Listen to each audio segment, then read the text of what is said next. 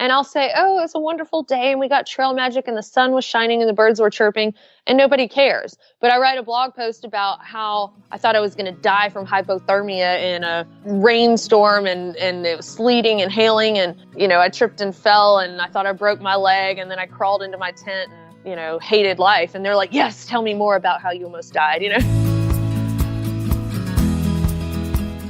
This is the Adventure Sports Podcast, where we talk to athletes, adventurers, and business owners from around the world of adventure sports.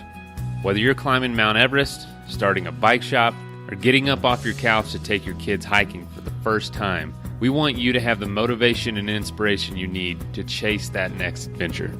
The Adventure Sports Podcast is brought to you by Camp Crate, the leaders in fully planned self-guided backpacking adventures, as well as backpacking gear rental. You can check them out at campcrate.net.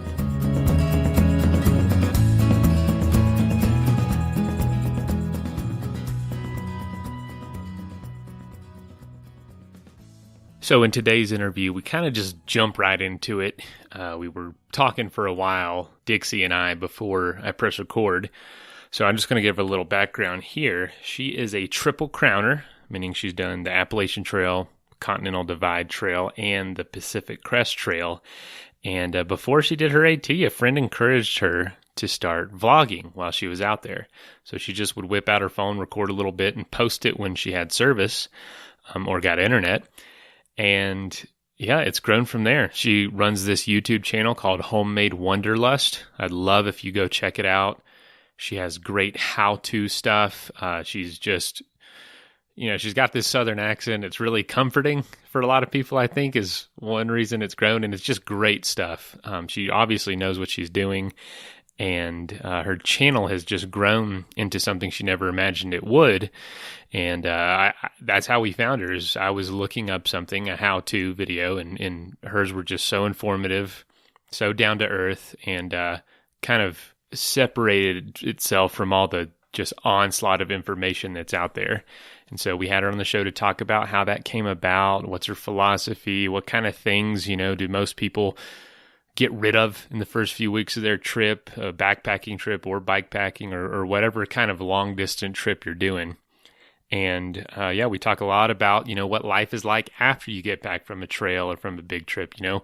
A lot of the principles that you have out there can be brought back home so that you don't have to get sucked into that post-trail depression.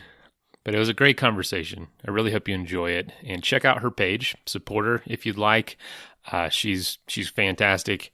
And I also wanted to say, our adventure grant application is closed. We had it open for 2 solid months. And man, the response was overwhelming. I'm so stoked to start talking about some of the entries, talking about the finalists, and ultimately announce a winner here on the show in mid-June, who will be getting $1,000 from us that is being funded by Athletic Brewing, and also going to be interviewed on the show once their trip's complete. So I'm really, really excited about that. And thank you if you've applied, and good luck. If you didn't, pretty good bet we'll be doing this again. So... all right. Well, like I said before, Athletic Brewing has funded the Adventure Grant, and they also sponsor the show. They're non-alcoholic craft beer, and they are just an awesome product. If you really love the taste of craft beer and want the different flavors and with the seasons, but don't want, maybe the effect of alcohol for whatever reason, they're an awesome option. And we also have CS Instant Coffee. That's 2 things I like. I like beer and I like coffee. So after that, if I'm out on the trail and I need a quick, really good coffee, I can use CS Instant Coffee. They come in little single-serve packets. Fantastic stuff. Check them out. There is discounts with both of those companies in the show notes.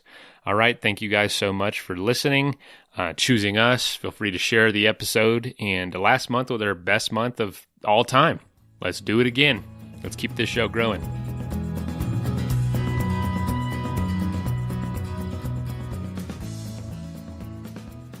There's so many things I want to talk about because you cover your videos are so. I just watched the post trail depression, and holy cow, that is. I mean, I've talked to almost everyone we ever have on this show experiences that, because they do the most incredible things, then have to go back home. And a lot of times that place is not exciting. You know, it's the Midwest or some other, you know, just very desolate area that isn't nearly Alabama, as exciting. I mean, even, you know, there are outdoors activities here, but I mean, Alabama is not like in the top 10 list of states that I would travel to in the U.S. if I wanted to see something that would blow my mind, you know? So I get it. I read that you're from Florida originally. Yes. Where are you from in Florida? I was born in Melbourne, but I was in West Palm Beach from the ages of like 2 to 14. So when I started high school, I moved up to Alabama. Wow. Yeah. Totally different world. I'm from Central Florida as well. Yes. We grew up there. Oh, whereabouts? Polk County, Lakeland. Okay. Yep. There's a little town called Frostproof. That's the town I live in. That's a cute name. Yeah, it's a cute little town, and but we're out in Denver now. But I miss Denver. Oh yeah, you lived there too, didn't you? I read that on your website. You miss Denver, huh? I do. I lived in Inglewood. Oh yeah, that's where we moved when we first moved here, right next to Inglewood High School. Oh, okay. I was on Corona Street. Yeah, exactly where that is. Yep. So what got you? World. Yeah, that's crazy. So what took you back to Alabama from Denver, which seems to be more kind of in your interests?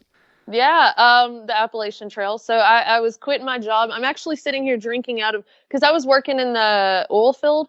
And so I'm sitting here drinking out of my Halliburton coffee mug right now. And I just love to look at it as I'm doing something that has to do with backpacking, you know, because I gave up that career as an engineer. And especially my job with them was not, the job wasn't bad, but the politics and the, you know, this is a man's world kind of thing was very real there. And I'm used to working with men and hanging out with guys because I was an engineer, you know, and, but anyway, so I quit my job with them to say, you know what, I'm going to take a little walk in the woods and kind of reboot. And so I moved back to Alabama because I have a little old mill house here that was my grandparents'. So it's nothing fancy by any means, but the taxes are about $100 a year. So it works out. And so this is my cheapest storage unit I've ever had. And so I just kind of came back here and then decided to go start my thru hike on the AT. Wow. And that now, does living there or at least having home base there allow you kind of the freedom to go and do more trips more often? Yes, absolutely. Absolutely. And I mean, important. the house is, like I said, not fancy. I don't even have showers. It's bathtubs. I have two bathtubs in there, but you know, I have a little spigot thing that I hook up to the faucet so I don't have to put my hair in my butt water. But so it's not like, you know, a really nice place. I live below my means. I drive the same truck that I had, right out of high school. I got it in 2004. So, I mean, I don't have house payment or truck payment, but bless their hearts, they're not necessarily pretty to look at. So. God bless their hearts. You sound like my mother. I know what that means. No, it's just, well, I started seeing your videos just popping up on my YouTube recommendations and thought, man, we got to get her on here to talk about some stuff. She's just, I don't know. I think the accent really breaks down barriers for people. Because people claim I have a little bit of a Southern accent, and just a little, but nothing like yours. It's there. There's a hint. The hint is there. Yeah, I got a hint. I don't have a hint. I have a hint. Yeah. I'm just messing with you. But, wow, so let's see. What was our topics? I'm so sorry that we're kind of all over the place. Oh, no, that's okay. We're very laid back podcast, but it works for us. Yeah. So yeah, you cover all kinds of videos on your YouTube page, but you seem to be someone that's really how-to oriented and basically makes it seem very approachable. And you do a lot of series on gear. And in all honesty, we don't talk about gear on the show a lot, just because I've always done trips on really really cheap used gear, and I always feel like gear, I don't know, kind of prevents people from being able to do the trip because there's this pressure to have the best of the best or don't do it at all. Yes, right. But I was out there, and you learn. Yep. And so love to hear your take on what gear people ditch first and what gear is really, really is crucial and what isn't. Right. Yeah. I mean, of course, I think the way that, well, now that we have Facebook and all the used gear groups, I think that helps some better gear be a little bit more accessible if you're on a lower budget. So that is a good thing. But absolutely starting out with some of that heavier stuff from Walmart or Academy Sports and Outdoors, just to get out there and then realize, what do I actually want in a tent? And then once you save up, you can, invest the money into a lighter piece of gear. But yeah, some of the stuff I wanted to talk about is just, I think that when people go on their first backpacking trip, sometimes they think that it's almost like they're going into a survivalist situation. Like, I'm going to go into the woods and I'm going to camp out and have this like bug out location and I have to survive, which right. That's not really what it is. I mean, it can be if you want to practice those types of things. But when you're going on a backpacking trip, you really just need the things to keep you alive and comfortable from point A to point B. And something that I have come to realize over time is that backpacking and through hiking aren't necessarily the same. Like, not all backpackers are through hikers, but all through hikers backpack, I guess, is how it would be worded. So I think that through hikers are willing to be a bit more uncomfortable for the sake of having lighter weight, because they're doing it for such a long period of time. Where when you're going on a weekend trip or a week-long trip, then you might have the mentality of a thru hiker, like, I want to get as many miles in as I can because I want to see everything I can. So you might go on the lighter side. But if you're just, I really want to enjoy more at camp and see a little bit, but take longer breaks and stuff, then fine, you can have more luxury items that weigh down your pack a little bit more. So, but one of the things that I started noticing is there were the same types of items in a hiker box on a thru hike. And so I think that a lot of those items, people realize, I don't actually need this. I just thought that I would want it while I was out there. So, and I'm sure, if anybody that's been backpacking has probably made, I won't say these mistakes, but carried things that they didn't actually need. So yeah, one of the first things I think that people, well, obviously too much food and too much water the first time you go out there, like way too much, because I think that people pack their fears. But an excessive med kit is definitely something that I've seen in hiker boxes. Just all sorts of medical supplies, oodles and oodles of Band-Aids, because I don't know if you've ever learned, but Band-Aids don't really stay attached very well, especially if you're using them for blisters on your feet. So, a piece of gauze is going to do better with some medical tape, or things like moleskin, even leukotape. But yeah, an excessive med kit. I've seen pack shakedowns done with a nurse who had saline solution in her pack. There have been like gunshot wound kits, just things like that. Gosh. So I think that, if you're just kind of getting into the world of backpacking, I'm not saying that you shouldn't carry some sort of medical supplies. But I think that to help you reduce the weight, that if you look at the common injuries that backpackers will endure while on a trip, and cover just those basics. And then if you're really worried about something detrimental happening, you can always get a personal locator beacon, that you can hit a button and call for help, a spot device in reach, etc., for the bigger, more serious issues, of course. Also, a large knife, like a Rambo knife. It's just like, people go out there with swords sometimes, and I'm like, what are you going to do with that? I think that just to be able to cut some summer sausage or whatever is really all you need. Now, with that said, my friend Perk, who is also a Triple Crowner on the CDT, he wanted to carry a Rambo knife. He said, you know what? I'm carrying this because I just want to. But I think just knowing that it's not a necessity is good. And the same thing, like multi-tools. And people get really upset with this one. They're like, I'm taking a multi-tool. You're not stopping me. It's like, you should carry whatever you want to that'll make you feel happy and comfortable and, not afraid that you're going to not have the things that you need. But I saw a lot of multi-tools getting ditched. Man, Saws. yeah, I guess you don't really need the tools aspect, more of like a Yeah. knife, potentially. Right. A blade is really probably the most crucial piece of that.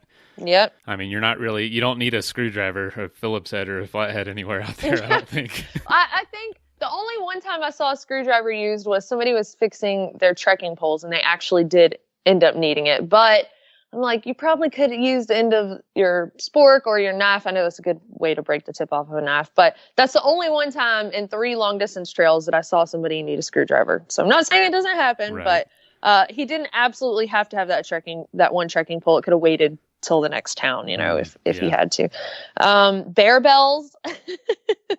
That's something that people might carry one time and then they ditch it. I've actually tried to read some of the studies on that, and it seems like there really is no association with that being something that scares them off. I think just noise in general, but I would drive myself mad with bear bells, and I'm sure all the people around me. Let's see, camp chairs are things, again, it could be a luxury item if it's really small that somebody that's going on a shorter trip might enjoy, but on a longer trek, you can find something, a rock, a log, and people even take those little foam sit pads, to kind of add some cushion back there. How about you? Have you seen any of these things so far that I've... Well, I mean, I'm kind of more of a bike packer. Yeah. So you can do... And I can carry a little bit more, but it's... I don't know if I'm sure you know a lot about it, but it's a lot like backpacking. Very similar gear, just with the bike, and it's trails, roads combination. And man, my first trip, I was that person. I probably had, I bet my bike, just the bike and all the gear, was over 100 pounds, and which is crazy. I mean, I have zero experience with anything with trail riding or backpacking. I was in college and broke as dirt, and I had been camping as a kid, like out of a car. That's it. Man, I had my best friend whose girlfriend at the time, now they're married, but she was a nurse. She gave us a medical, I bet it was like a toolbox that was our first aid kit. It was probably the size of a tackle box, like a fishing tackle box, like a lunch box. And we carried that we probably had 40, 50 saline shots in there. And we ended up giving it all to this RV park like 2 weeks into this trip in Alaska. Yep.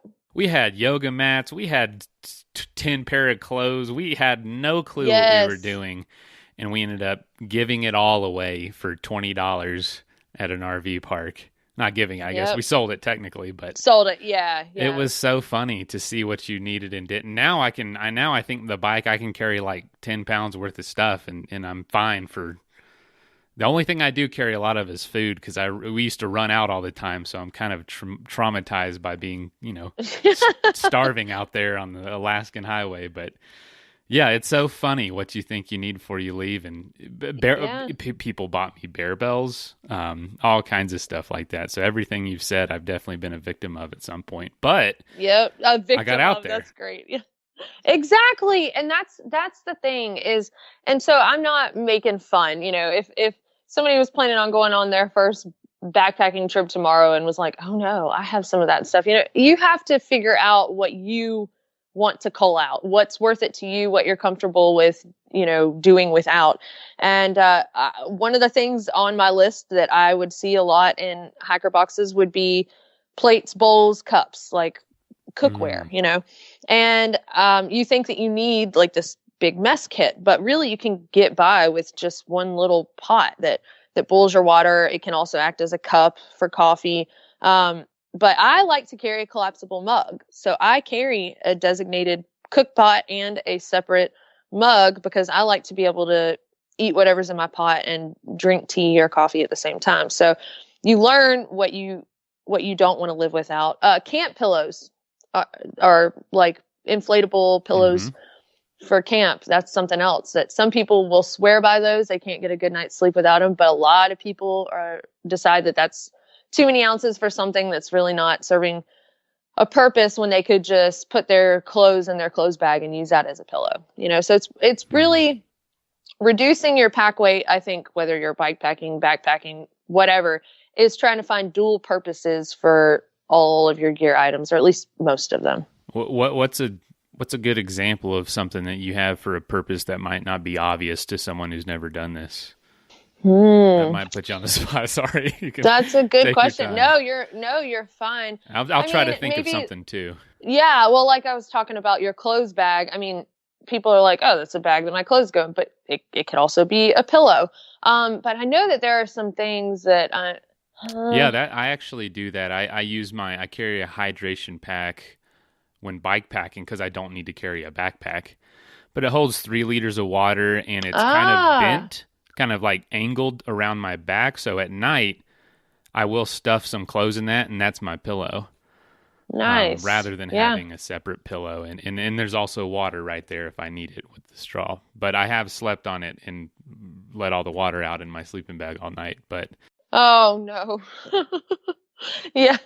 Yeah. Well, some people will carry Nalgene's. I think that they're, pretty, yes, they're durable, but they're kind of heavy when you could do something like a smart water bottle with a Sawyer squeeze on top of it to filter your water. But Nalgene's, if you were insistent upon carrying one of those because you were drinking out of a life straw or something like that. Right. I know folks have heated up water and put it at their toe box in their sleeping bag for the night to keep their feet warm. But just having that much water inside my sleeping bag, I couldn't do it. I would be so worried that it would come unscrewed somehow and spill out everywhere. But I've heard of people doing that. I actually do that. I boil water and put it in an Nalgene and then put it at my feet. I get really cold, so it helps. I do too. So you've never had any issues with it leaking or not a Nalgene. Like I have done it with like a normal water bottle, and that would leak. Nalgene has always been pretty good. I have a short sleeping pad that it goes from my head to my knees, and I put my pack under my legs. But so I guess my pack is part of my sleeping pad. Because since the sleeping pad being shorter saved 4 ounces, and I still want some kind of cushion up under my legs because from my knees to my feet, there is nothing, and it helps keep it warmer too.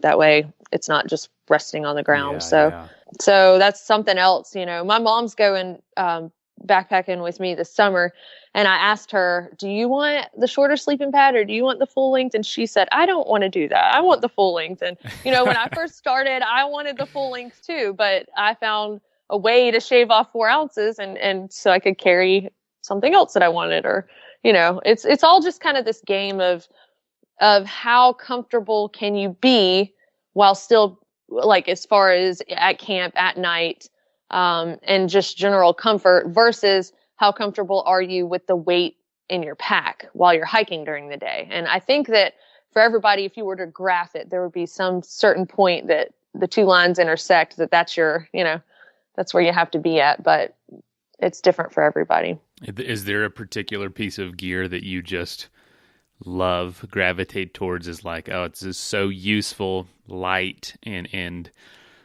just convenient? I mean, not really. I guess everything that I have, I pretty much love because I don't carry a whole lot of extra stuff. I would say maybe something that I carry that I really don't want to be without, but it's definitely not a necessity, is baby powder. Because I like to use it in my hair because I don't like my hair being all greasy. Maybe I'm a girly girl for that, but I just like to be able to, and it smells better, and I could also put it on my body to smell better. And in a pinch, it'll help with chafing. Also, it helps to keep, your feet dried out, and your shoes not smelling so rotten.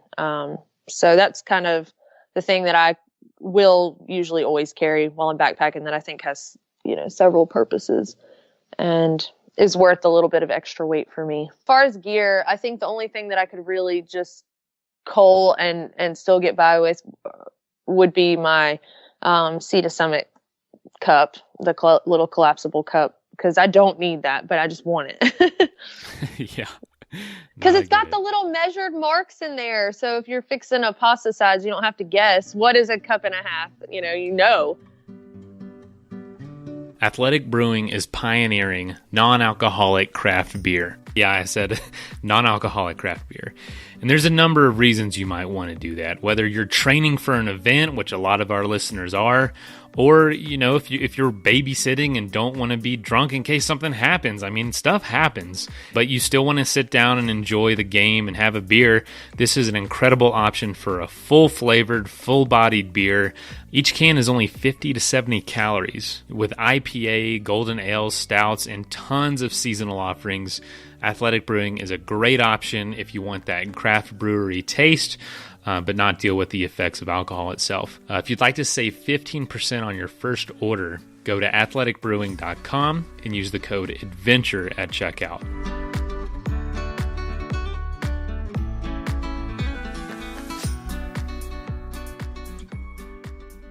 This episode is also sponsored by CS Instant Coffee, 100% Arabica coffee with compostable packaging. And you can find them at csinstant.coffee and use adventure at checkout for 20% off. I was going to ask you, what is your backpacking kit look like now? I'm sure, there ain't a whole lot to it, I'm sure. No, I have, a pretty lightweight pack. I'm certainly not an ultralighter, mainly because I freeze. I'm cold natured. So I know a lot of folks won't sleep or don't have sleeping clothes at night, or they'll sleep in what they hike in. And I can't. I have to have something warm to sleep in at night. And I don't do without rain pants. I have to have rain pants because some nights I end up sleeping in my base layers, in my puffy, and in my rain clothes because I just get cold. And that's in a 10-degree bag. So maybe if I got a warmer bag, it would be better. I might not would need all that, but then you're offsetting with the weight of the bag. And then also I carry different camera equipment. I have these little moment lenses that attach to my iPhone, and they have a certain case. Moment has a case that allows those lenses to attach. So I like taking pictures. I like capturing things. I also have a little Sony RX100 camera that I carried on the last hike, and so I guess I'm willing to add some extra electronics for capturing the experience of the trail. So that's why I'm trying to offset all of this gear that I have to live, Right. Shaving 4 ounces off the sleeping pad and going with a lightweight sleeping bag. And I don't know, like I said, the baby powder, I do like to carry some toiletries. I don't carry deodorant though. That I think is another thing that people tend to ditch pretty quickly. Do you carry it with you backpacking? I hardly wear it at home, so heck no. I don't either at all. If I'm going somewhere real fancy, I'll go ahead and put on some deodorant. If I'm if I have to go to a wedding or a funeral, I guess I won't make those people around me suffer. But otherwise, I really don't wear deodorant anymore. That is too funny. No, I haven't put it on today. I know I feel like I'm being a little too open with my listeners, but last night my wife got home and I'm like, I feel like I stink. And so I put on some deodorant and it was like 8:30 at night. And I was like, what's the point? What's the point now? But yeah, I'm pretty sure she loves you regardless. So, well, when we met, I had probably not showered in 2 weeks. So I guess she was kind of set her up for that. She knew what she was getting herself into. Nothing's changed. So that's funny. So yeah. So anything else that you think is really pushed or kind of a misconception when it comes to when you finally get out there and go for it? That's pretty much everything that I have seen. There probably are other things, and it's hard to remember sometimes once you've been doing something for a while, what you didn't know before you started, Yeah. So it's, those are the things that I commonly saw. Also instruments, but as far as anything that people preach, you have to have this, I would say extras of everything. So a lot of people think that 2 lighters isn't enough. You need some other type of fire starter. But I have never, and I'm not saying there isn't an instance where that could possibly happen, but you cannot literally prepare for every single thing that could possibly happen to you while you're on trail. You just have to look at the most common things that are likely to happen and kind of prepare for those. But even extra water treatment, my pot and my stove. Oh, that's another thing. I can't not have hot meals. So that's another reason I could never get my base weight below 10 pounds, I don't think. But you don't need 2 water filters, especially if you're cooking. If you have a pot and a stove, then you can always boil water if you have to, so again, just trying to figure out the dual purpose of the items that you already have. So you don't need 10 fire starters, 3 Rambo knives, again, the excessive med kit, just an extra flashlight. If you have a headlamp and an extra set of batteries, if you're going to be out for a little while, if you have a cell phone, it also has a flashlight on there, So, when you're in a pinch, you can figure out how to do things. If you had to just go to bed before it was completely dark outside, then that's what you do, So I don't know. I think that certainly for folks just starting out, it's good to make sure you have, the 10 essentials of hiking or backpacking. But I think that you can improvise on some of that stuff once you get more experience and you feel comfortable doing so. I agree. I absolutely agree. And I think you'd agree too. It's one of the beauties about being out there that I've found is the ability to have a chance to improvise. Like when something breaks, like I remember my headlight broke on my bike, and then my cyclocomputer went out, and we had to follow these very detailed turns through these trails, and it took a lot of ingenuity for my partner and I to figure out where to go. And when we literally strapped a cell phone to the front of the bike with the light on, I remember, and it was just absolutely bonkers. We looked ridiculous, but it was just an incredible chance to prove your resourcefulness, if that makes sense. Right. Which was more absolutely enjoyable looking back than if everything would have gone right. Exactly. I always say that the worst days make the best stories. It's like they do. Because even people don't want to hear the good stuff necessarily. I was talking to a girl that I was hiking the CDT with, and she said, I'll write a blog post and I'll say, oh, it's a wonderful day and we got trail magic and the sun was shining and the birds were chirping and nobody cares. But I write a blog post about how I thought I was going to die from hypothermia in a rainstorm and it was sleeting and hailing. And then, I tripped and fell and I thought I broke my leg. And then I crawled into my tent and, hated life. And they're like, yes, tell me more about how you almost died. It's just, I don't know. It's just so funny. We love drama. But that's the way it is. Yeah, we do. I guess we really do. I say this on the show a lot. Most of the stories, we have people on the stories, most of them are tragic stories in the sense of pain and friction. Not tragedy at the end, but great pain leads to great art. And people want to see great art and hear about great art. And for you to be able to providing these how-to videos and kind of comments on how to get out there and make their own stories, it's an incredibly valuable service. Thank you. Yeah, I just want everyone to get out there and ruin their lives like I did. It's the best thing ever. And it is, because it makes you feel alive when you're out there and something hurts or you're cold or you're hungry, and maybe it's kind of a sick way of doing it, but it really makes you appreciate the modern comforts of the society we live in today once you get home. I think that we take so much for granted until you have to walk for a few days in the rain, because now I don't want an umbrella. I don't need an umbrella, because all I'm doing is walking from my truck into a store and back out. If it's raining a little bit, I'm okay. I'm not going to die in that little bit of rain. I think to myself now, when I get rained on, I don't have to sleep in this tonight. How wonderful is that? I don't have to be walking in this except to go in the store right now. That's so great. And when I go to the bathroom, I appreciate the flushing toilet and the running water that I don't have to filter. And so I think kind of putting yourself out there back to where we actually came from as humans really makes you appreciate how far we've come. Oh, absolutely. And I sit around and get frustrated in life trying to, things are stressful, but none of my stresses are survival based, or they're really Yes. luxury based, I guess. Everything that I kind of stay up about at night, Yeah.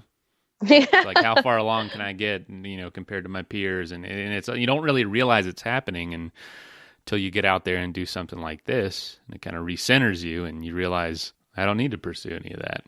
Exactly. It's being outside in nature teaches you really what's important. I feel like it teaches you to reprioritize and to not spend so much time and energy on things that you can't actually control or influence, and to actually channel your energy toward things that you can control and you can influence. And, I've talked about before, I get mad when it's been raining for several days, or I'm trying to set up my tent and, the tent's whipping in the wind, or, I don't know, things like that happen that I can't control the weather. I can be mad at it and I can yell at it, and it's not going to change anything. And I feel like all the time that's what people are doing on Facebook. Oh, I'm going to write a status and yell about something, but are you actually changing anything? Or, is it like an echo chamber? You're just telling all your friends and they're like, yeah, and you just spend all this time upset about it. It could be, an election, like politics, just anything. Unless you can actually have some influence or change it, then is it worth putting all of that energy into? And yeah, and that frustration. Wow, that's good. Yeah. I feel the same way. Being from the South, I feel the same way about sports a lot of times. It can give you. There's nothing wrong with getting into a game, like really getting into a game, but I know people that it'll ruin their week. Their children are scared of them if their college football team doesn't win. It's like that's how upset they get, and it's kind of the same thing. Like, what is this? What is this doing to you and your family, and how much control do you really have over it? Absolutely. Well, it's funny that you also have that experience, because my little sister will not watch football with my dad in the room, period. She just is not going to do it because he gets so heated about it. And I know for myself, I went to the Auburn game when we played Oregon for the national championship. Mm-hmm. And I was sick. I couldn't even eat my nachos. I had to throw them away because I was so nervous about the game. And it can be fun, like you said, and something that's fun to be involved in. But when your day changes because they lost, like when your mood physically change, when you are different because of something that you had literally no control over, unless you're like a billionaire and you could have, bought a better coaching staff or something, then, it's silly. And when you really step away from it, you realize how silly that is. And after backpacking for, a year and a half, living out there in the wilderness, I don't really care about football as much anymore. I still love the Auburn Tigers. Mm-hmm. I'll still watch the games, but if they lose, it's crazy. I'm like, and turn off the TV. Oh, well, they're going to play again tomorrow or next week, and they'll play again next year and the year after and the year after. And after I'm dead, they'll still be playing. So it's not something that affects the temperature of my pool at all. Yeah, really. That's good.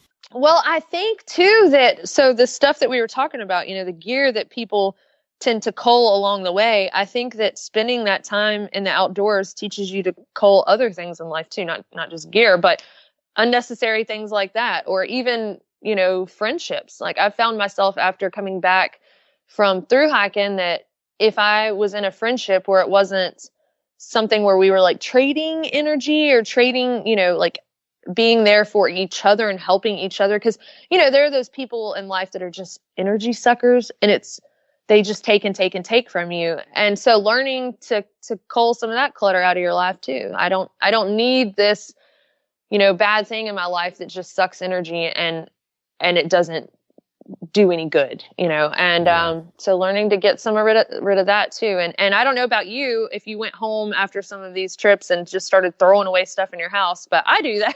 It's like, I don't need this junk. Yeah, I'd say it's crazy how the longer I'm away from a trip, the more it wears off, that need, and then it hits me like, what the heck has happened? I don't need all this stuff. Yeah. And then immediately after a trip, you do really unclutter your life. And there's nothing more I don't know, disheartening than when you get back home and the people around you just, you can't even begin to fathom what you've gone through. And you realize like, yeah, this person doesn't do anything for, you know, and it feels selfish because, you know what I mean? Like some people, it does sound selfish. You know, toxicity. I mean, some people I just can't get away from. Like if my brothers are toxic to me, I mean, they're my brothers, you know, or my mother or dad or whatever. Yeah. I mean, there are times where friends and family are going to go through things where they need you and can't, you know, give you much at the time. I don't mean it in if you're not getting, if this person's not giving you anything, get rid of them. Not that, but just trading that give and take and that energy between two people is important, because otherwise you're just maintaining a relationship that you're literally pouring yourself into and you're not getting anything back. And that's just exhausting after a while. And I think it's okay to be selfish in that way, to go, this is not any benefit in my life. Just like this piece of gear in my pack is no benefit to my hike. Like, it's got to go. This furniture at my house is not doing anything but collecting dust and being burdensome. It's got to go. And so I think a lot of the lessons that you learn on trail relate back to, you know, normal day life. So. And if you don't mind, if you have the time, I'd love to hear a little bit of what was the idea to take this and turn it into a YouTube channel that has gained a really big following, and how is that? Did that surprise you, or is this the goal that you had with it? No, I did not think this would happen at all. If you had asked me when I started the Appalachian Trail, you know, or if you had told me that backpacking in general would kind of become my career, if you will, or my thing that I do, I would have laughed. I would have been like, what? Wow. But I mean, because right now I've been on 3 backpacking trips, the AT, the PCT, and the CDT. So those are the only ones I've been on. But I just, the way it all started, I was heading out to do the Appalachian Trail, and I think it was probably just a few days to a week before I was leaving. And a friend of mine that I went to school with at Auburn, she said, have you thought about vlogging? And I told her, well, I have a blog. And she said, no, vlogging. And I said, well, what is that?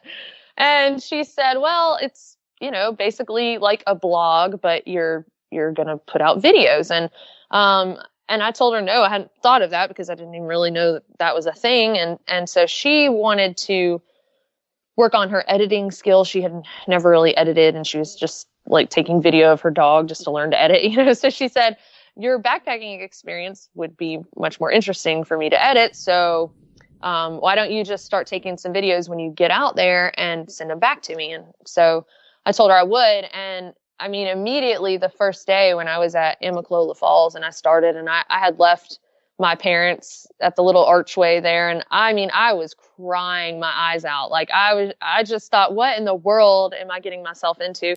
And so I pulled out my phone and I'm like, you know what, I need to document this, because I knew I wanted to document the good and the bad and everything, because I wasn't approaching it like, oh, I'm an expert. I was approaching it like, I have no freaking idea what I'm doing, but hey, y'all can watch this train wreck happen as it does. And honestly, I only thought that my friends and my family would watch the videos.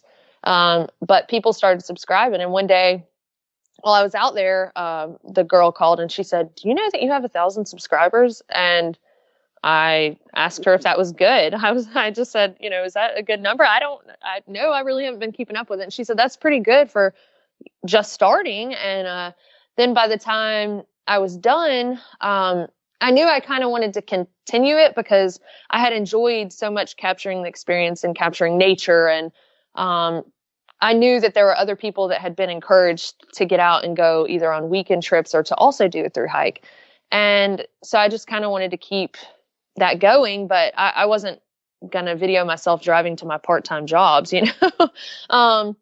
But then people started asking questions, you know, what pack did you wear? Or what sleeping bag did you use? And so I just started kind of doing topics to hopefully help people who were also wanting to get out there. And I mean, at this time, the channel was not making any money, maybe $40 a month or something like that. Right. So it was really just because I wanted to share that with people. I was answering all these emails, so I thought, well, why not put it out there and share it all at one time? That way I can answer a lot of people at one time. And so I just kept doing that. And then, I mean, if you had asked me when I was on Mount Katahdin at the end of the Appalachian Trail, are you aiming to hike another long distance trail? I would have said, no, absolutely not. I'm beat. This was great and fun, but I'm done.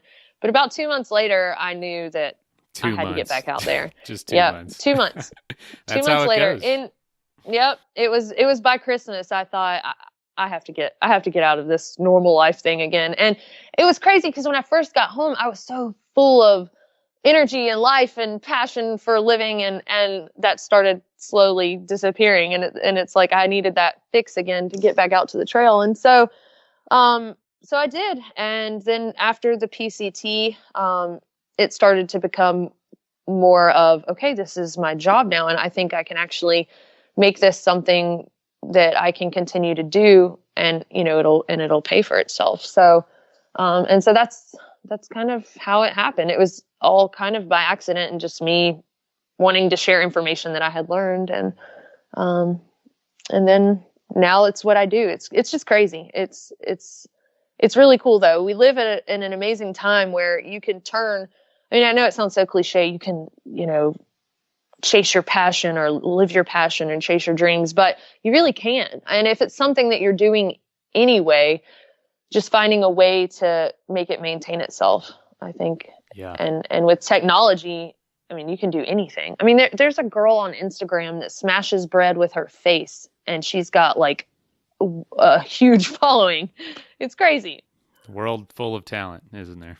Yeah. Yes.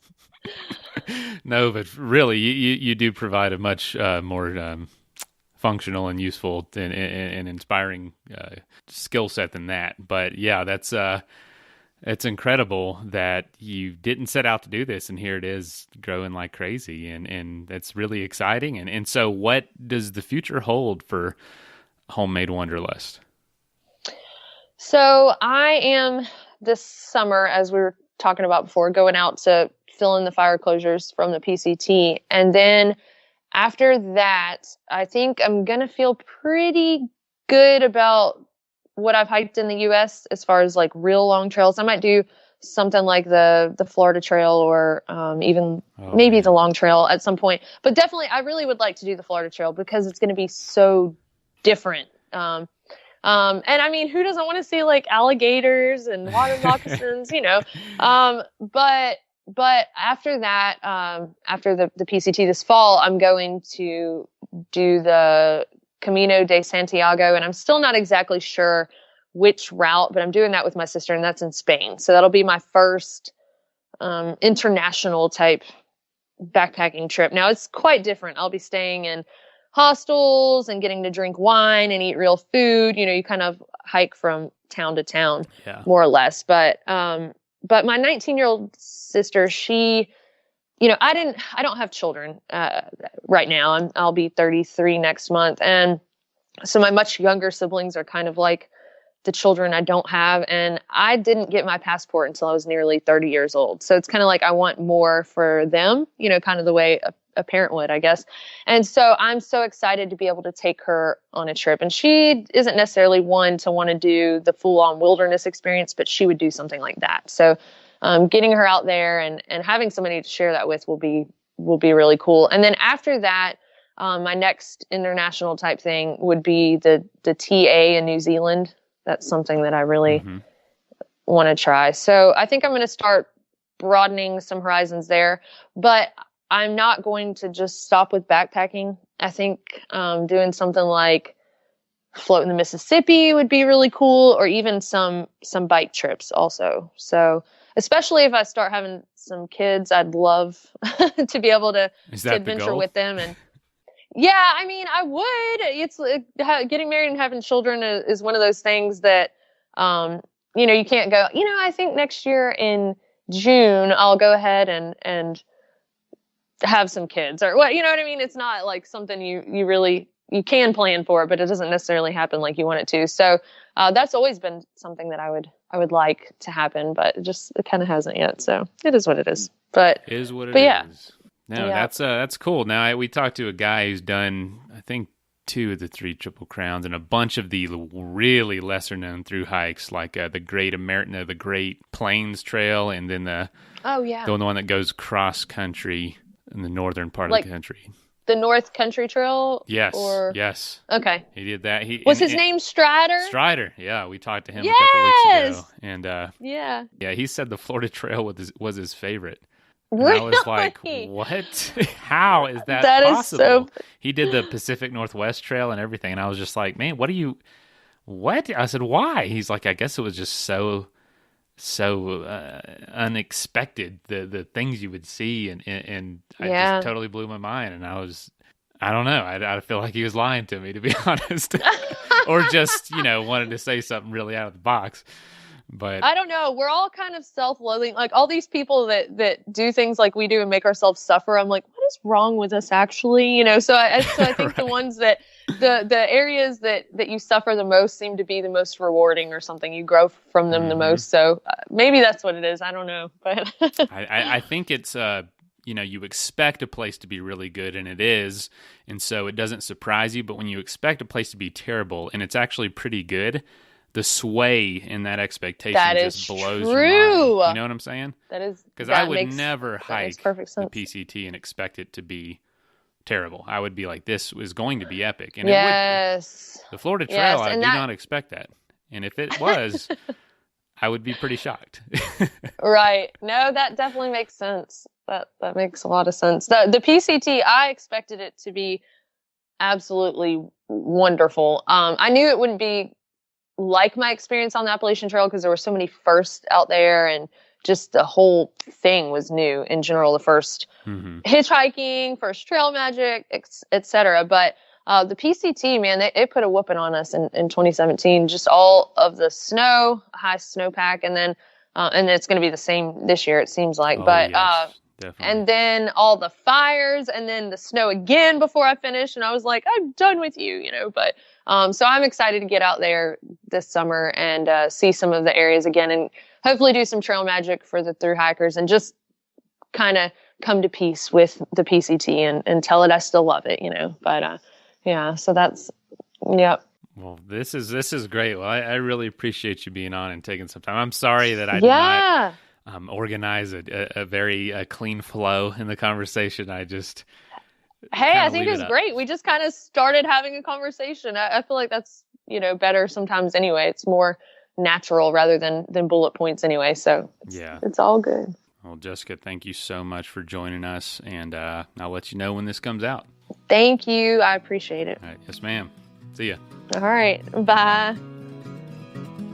Well, first of all, thank you so much for listening to this episode. It really means the world to us that you want to spend your time with us. If you'd like to help us further, please just leave us a review on iTunes, share us on social media, tell your friends about us. You can become a patron, a supporter of the show for $5 a month at patreon.com/adventuresportspodcast. And if you know somebody that would make a good guest, reach out. We're always looking for good adventure and outdoor stories. And lastly, thank you to our sponsors, whose messages follow right now. Athletic Brewing makes the best non-alcoholic craft beer. Go to their website at athleticbrewing.com and use the code in our show notes to save 15% on your first order. After all this adventure talk, if you're needing some gear yourself, but you need some advice before buying, go to backpacktribe.com, where you can ask questions to the owners who have experience with all the gear, as well as all of it for sale right there on their website.